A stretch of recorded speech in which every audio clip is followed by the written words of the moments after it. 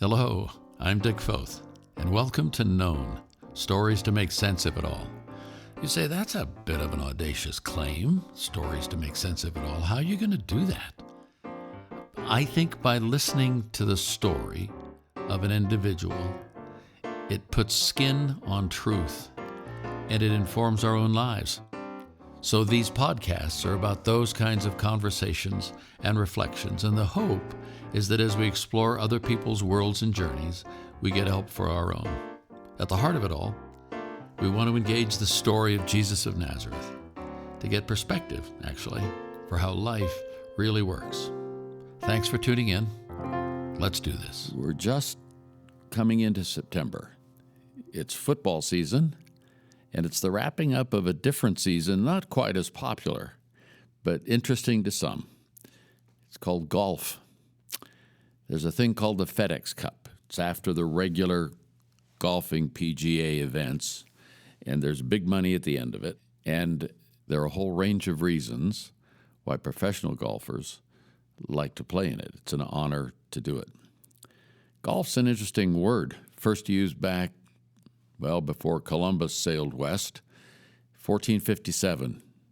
I think some speculate that the word golf, G-O-U-L-F, is a Scots word for strike or to cuff. And what I do is that I tend to swipe at the ball and strike the ground when I try golfing. But nevertheless, much has been written about it. Someone famously said that golf was a good walk spoiled. But in this podcast, I want to talk about golf as a metaphor for life. And to help me with that, I chatted well over a year ago now with a young friend. He's young to me. I met him when he was a college student from Sacramento, California, actually Rockland near Sacramento. His name is Greg Farrington, and I'd like you to meet him. You grew up on the peninsula south of San Francisco, Burlingame? Burlingame, little suburb of San Francisco. Beautiful little town. Yep. Lot of places to play golf. Not too far from Stanford University. Yes. Half hour, maybe? 25 minutes 25 right there. Minutes. How old were you when you started playing golf? Probably 13. My dad had those, typical clubs in the garage that was collecting dust, and I went out to a driving range one day and I said, I think I can do this, and that's where it started for me.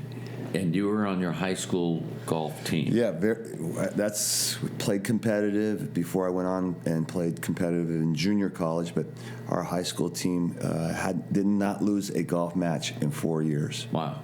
Significant. We were good. Yeah, and one of your teammates had a well-known name. Yes, Bing Crosby's son, Nathaniel Crosby, was the best player on our team. He went on to win the U.S. Amateur, so he was very good, very good. Just as a point of reference, in 1978, I was chosen as president of a small college near Santa Cruz, California. Bethany was the name of the school, and I went there and met Greg. He was a new student. So I'm this young college president, came to a small school. You had hair, more hair. And I was slim, I was dapper. It was unbelievable. So. Yeah. The transformation from there to here has been incredible. It's frightening. But you were the starting point guard on our basketball team, did a fine job. Actually, what led me, and I don't know if you know this, what led me to Bethany was golf. You didn't have a golf team. No, we didn't. But golf had so consumed my life, and my goal was to be a professional golfer. Really? That it became an addiction. And so I had one of those moments where I felt like God says, it's going to be me or golf. You choose.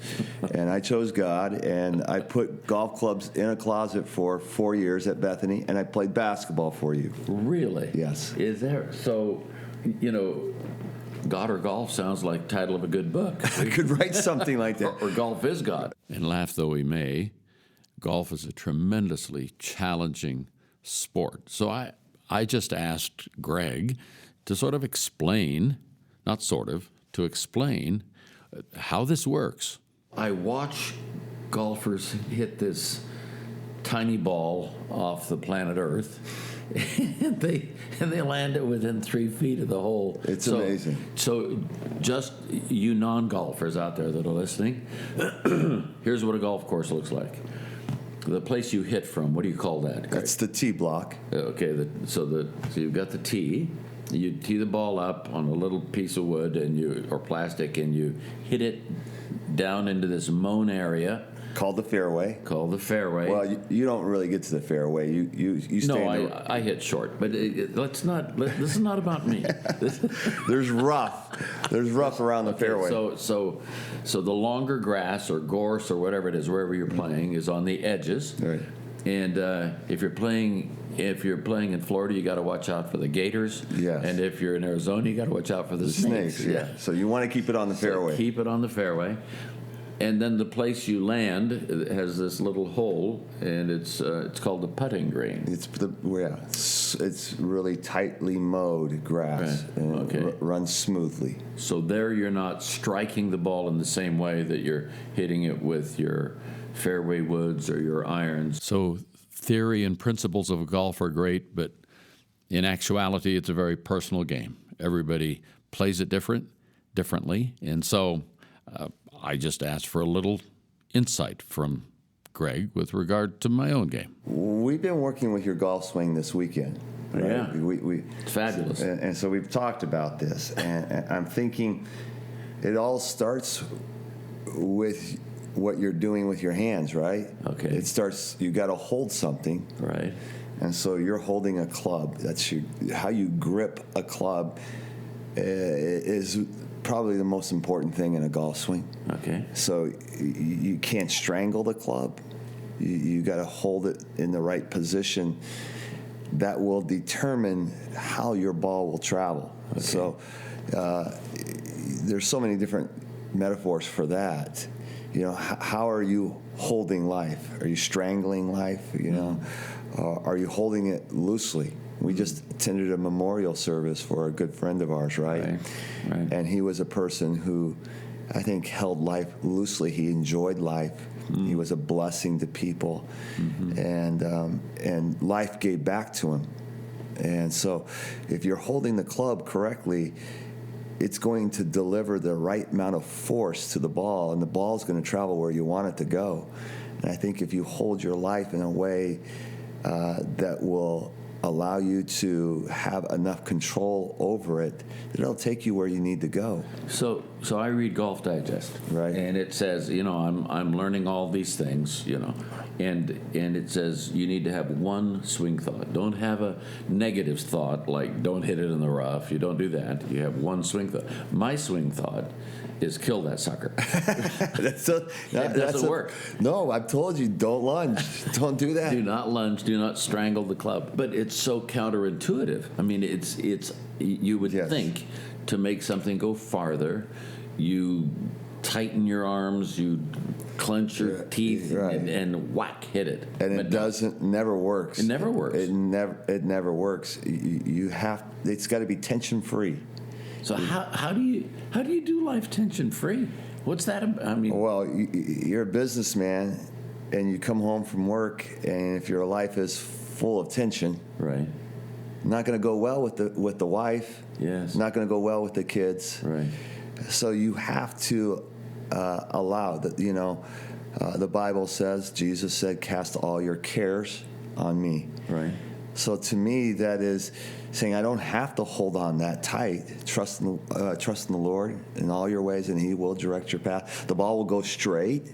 Yes. So I think there is a giving over control and say, you know, I'm going to surrender life, and I don't have to control it. Grab it as hard as I can. It was interesting yesterday because our friend Dr. Barry Noonan, who passed away, he had a favorite verse from Jeremiah. Yes. What was that? 29:11. Jeremiah 20. I know the plans I have for you, says the Lord.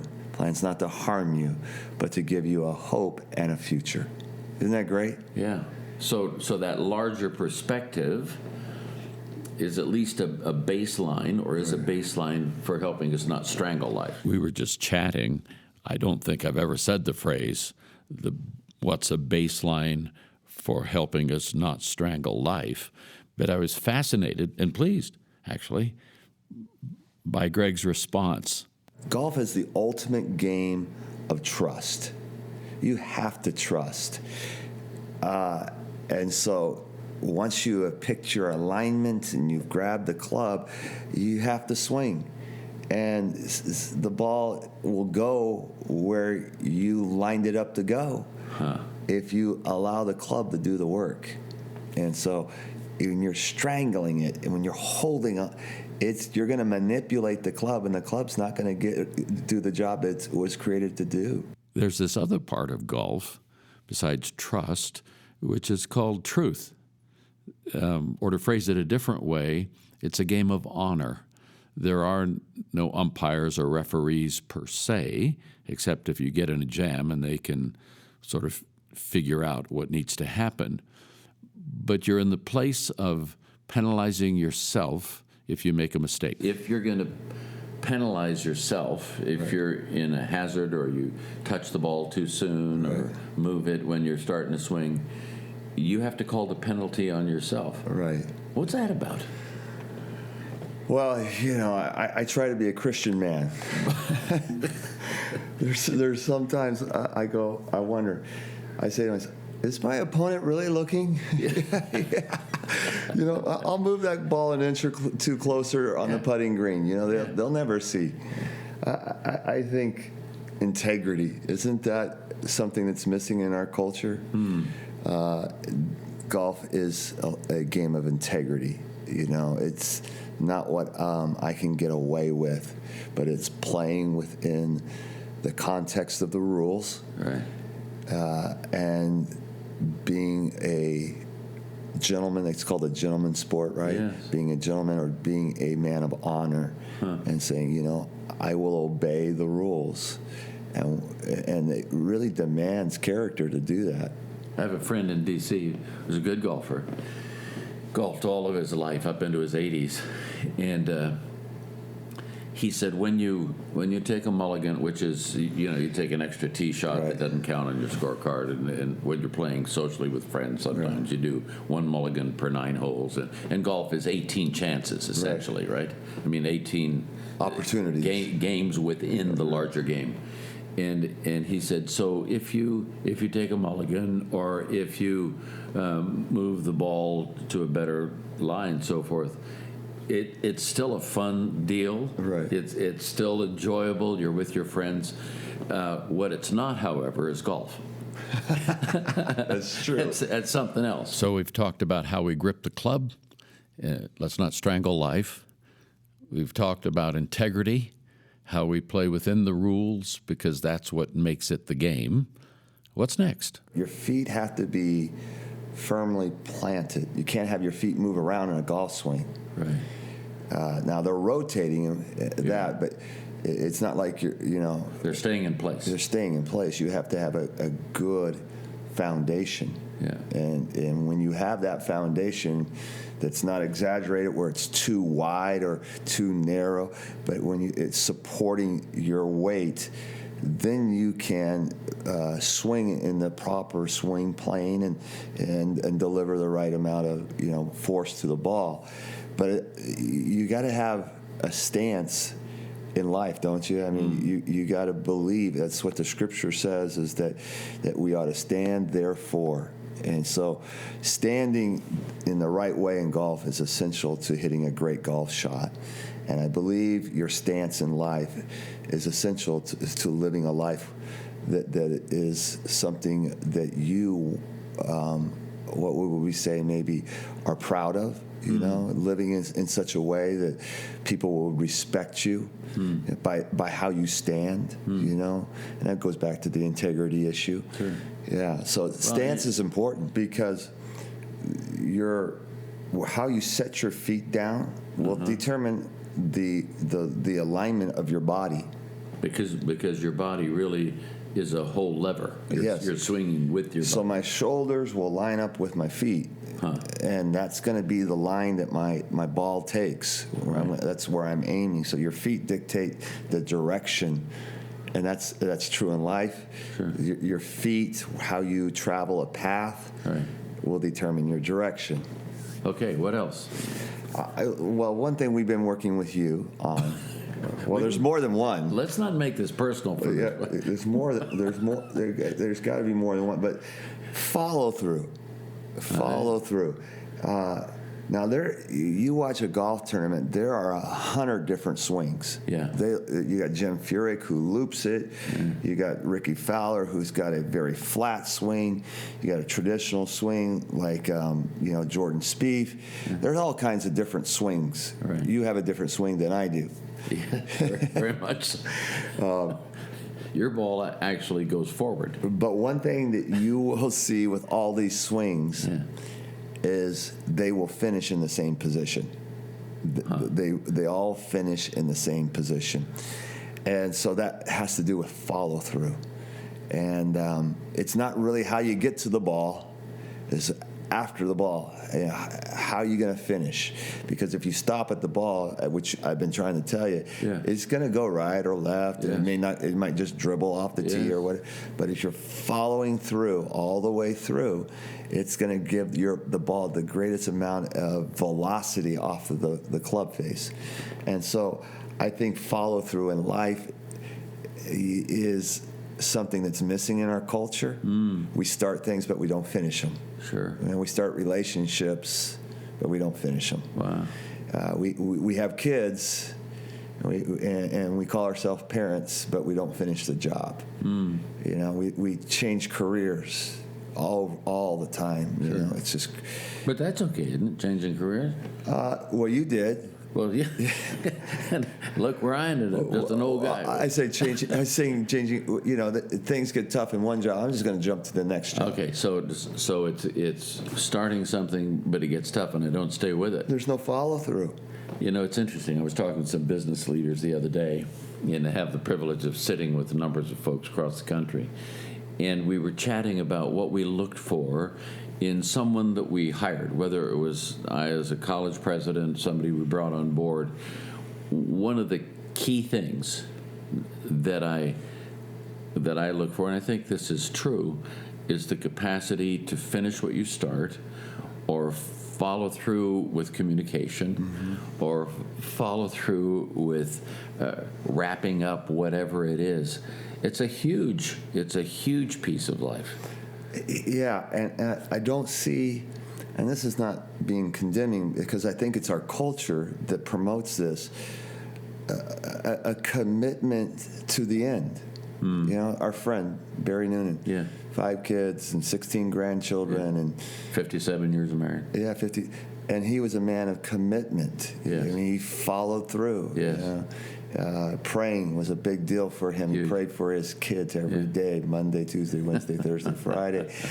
So it was fun. It wasn't fun being in the service, but each adult child, and they were all in their 40s and early 50s, they knew which day their dad prayed by sequence of age. So one was saying, I'm Tuesday, another one said, I'm Friday. That was a fabulous moment. Yes, and what follow-through, what commitment, right? Yeah.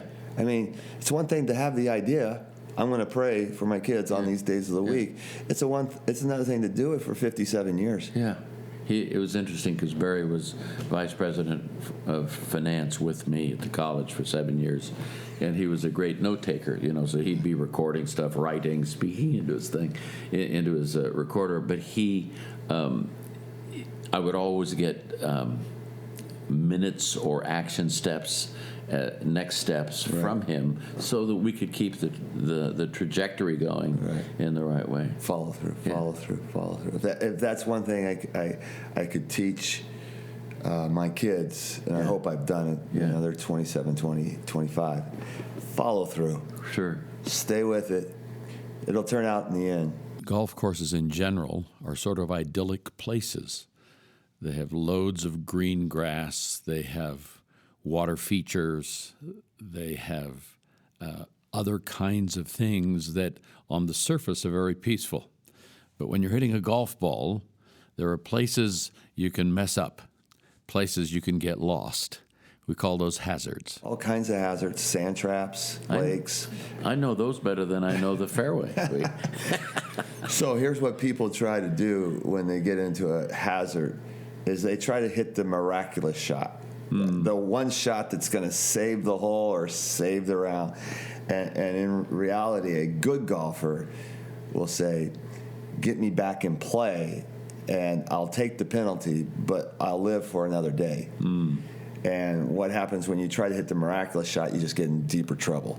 Wow. And so I think you're going to get in hazards in life. It's just going to happen, right? Things are not going to go perfect. You're not going to hit every shot straight. Right. So I think when you do get in trouble, let's get it back into play. Let's make the correction that needs to be made, and so that then you can hit the next shot. You're not digging out of the woods again. You're not trying to. You get back out into the fairway so you can have a clear view of the putting green and you can hit your next shot. That's and great. I think that people ought to do that in life when things go awry. Get back and play. Sure. Take the right steps to get back where you need to be.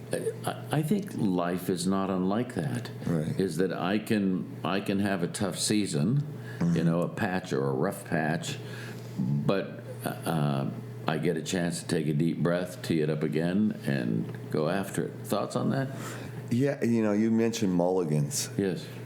I think. Where'd that term come from? What does that mean? I don't know. I've never researched that. Some Scottish guy, right? Back in the day. Probably was drinking too much and said, "This is a mulligan." There you go. But isn't that grace?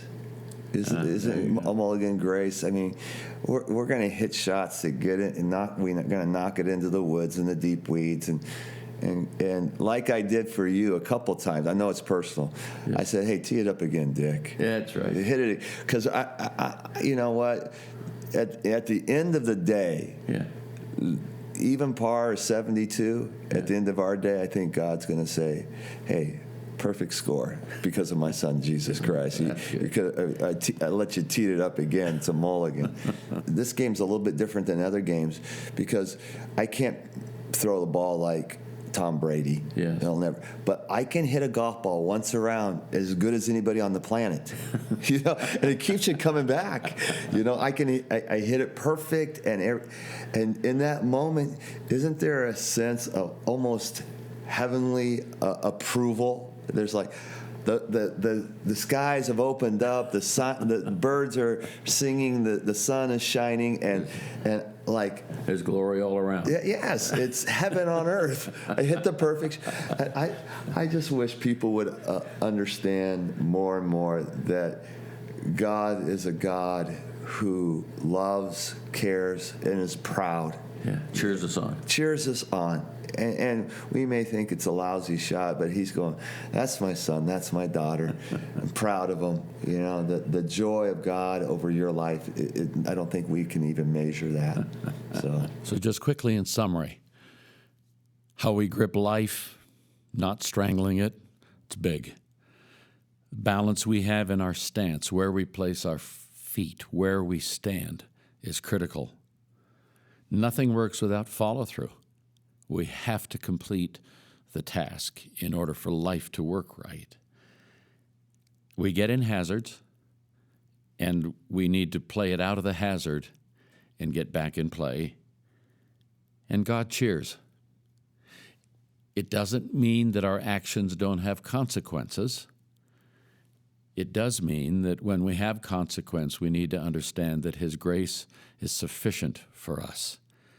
And He wants us to be His. He wants us to be part of His life. He wants to be at the center of ours. So that's a little summary. Let's go back and close this out with Greg. Greg, thank you for being with me this morning. And next time you go out, do as you always do. Hit them straight, hit them long. Well, here I had a golf pro tell me one time, here's one last golf tip. He said, "Greg, when you go out to the golf course, is swing as hard as you can and then look up." So maybe that's a good one for life. Swing as hard as you can and then look up and say, "Dear God, I need help." Thanks, brother. All righty. See you later. Bye-bye.